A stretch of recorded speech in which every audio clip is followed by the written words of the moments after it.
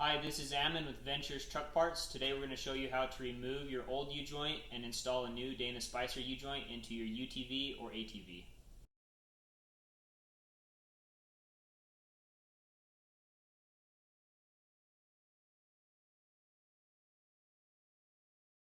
This prop shaft is laid out on the table how it would be in your Polaris machine. When you go to remove this out of your machine, you need to make sure that you mark the two halves. You can see how this slips. You need to make sure that you have a mark on both the front section and rear section of the shaft in the same spot. The reason for that is that when this prop shaft is placed in the machine, the U-joints are phased. If you don't put it back together the same way that you remove it, you will have vibrations from the U-joints being out of phase. This part from the factory came marked, luckily, so this is why it was marked, and this is how they mark it. So you can see that you have this line on the slip yoke, and then if you look on the inside of the slip yoke where that line is, you can see that there is a mark right inside this blind spline. There's a peak missing from that. That spot corresponds with, if you look really close in between these two splines right there, you can see that they've staked that.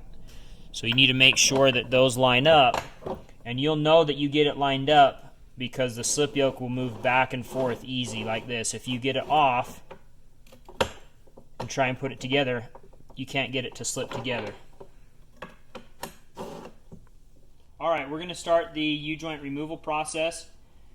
These are some tips and tricks that we can offer you that we found. First thing is if you use a double hammer method, if you look at the C-clips for this U-joint, you can see the inside C-clip here.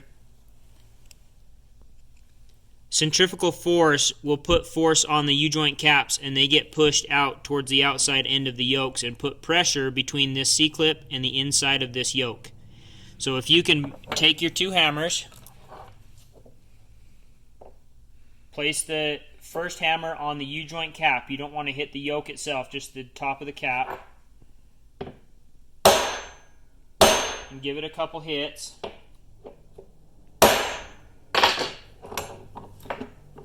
That should push your U-joint cap in and give you just a small amount of gap in between this C-clip and your yoke here. So once you've done that, you need to locate the open side. So this C-clip goes around the U-joint cap, and you can see that this is the open side. So now if you take your screwdriver up against this end of the C-clip with your hammer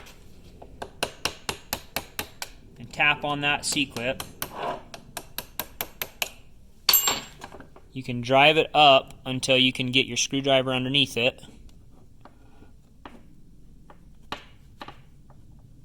And pry your C-clip off of the U-joint cap. And you need to repeat that process for all four. Alright, now that we have the four U-joint clips removed off of the U-joint caps, we're ready to start disassembling the U-joint from the yoke ears. How we like to do it is if you take your prop shaft in the vise and clamp, you want to clamp on the yoke itself. You don't want to clamp on the actual tube. So you can see we've got the tube down past the jaws of the vise, so you're not going to crimp this hollow tube. Once you get it in the vise, take your hammer and tap on the yoke here. Now you want to make sure that you're not tapping around this machine section where the cap is. You want to do it down on the base. You can see as I'm hitting that the cap is starting to protrude from the yoke. You can repeat this process on both sides.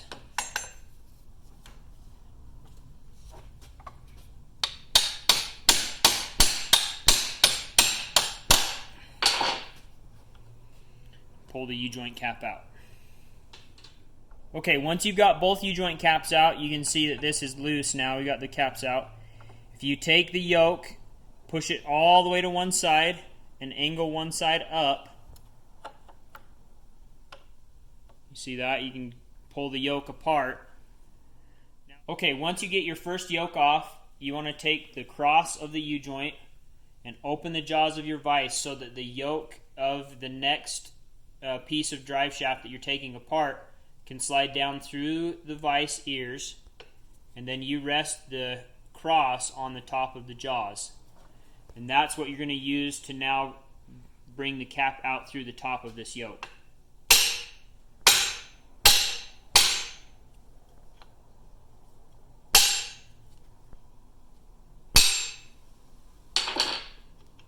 Repeat that for both sides.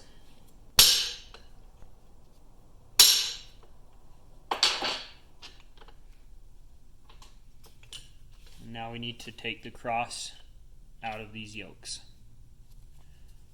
Get these two cleaned up and we'll put a new U-joint in it.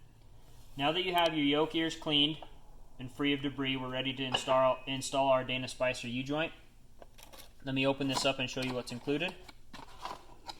We have the U-joint itself with the 4 caps, and it will have a baggie inside the box that will have your 4 C-clips and your grease zert fitting. So let's go ahead and start with our U-joint install. First, what you're going to need to do, and I always like to start with the long side shaft first, it makes it easier to put the caps in, is take 2 of your U-joint caps off. And if you look at this U-joint, you can see where the grease fitting is threaded into. There's only one side of the U-joint that has the threads.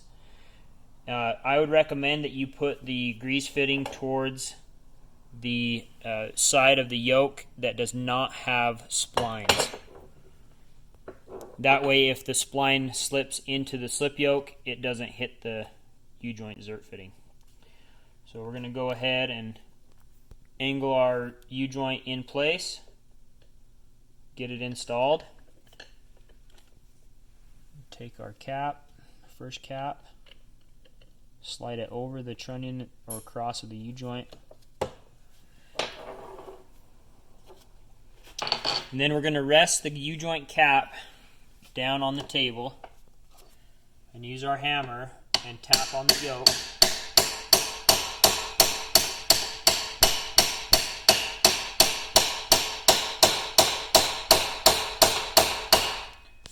We're going to do that until you can see the groove in the U-joint cap expose. And we're going to take one of our C-clips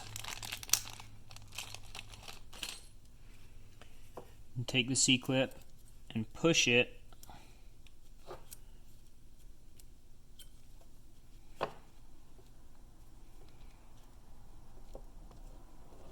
into place till it snaps in place. Okay. Something that you want to make sure of when you put the U-joint C-clip in place is that you don't have this C-clip go past where it's machined. You can see that this one's too far. You see that? So we need to bring this one back up so that it clears this machine spot on both sides. Ready? Alright, so once we've got our first U-joint cap installed, we can do our other U-joint caps to follow. Same process for all 4. Now that we have all 4 of our U-joint C-clip installed, we're ready to install our zert fitting. Make sure that you get the thread started without cross-threading. Do it as far as you can by hand, and then take your 3/8 wrench. And if you look at the base of this, there's a hex that this wrench fits on. Go ahead and get it turned down as far as you can from one side, and then once you get it to a certain point, you're going to have to flip the drive shaft over to keep tightening it down. So once you've got it tightened down and have the fitting towards an open side that you can actually get a gun on, that is how you install the U-joint, and the same procedure will be for all the U-joints in your shaft.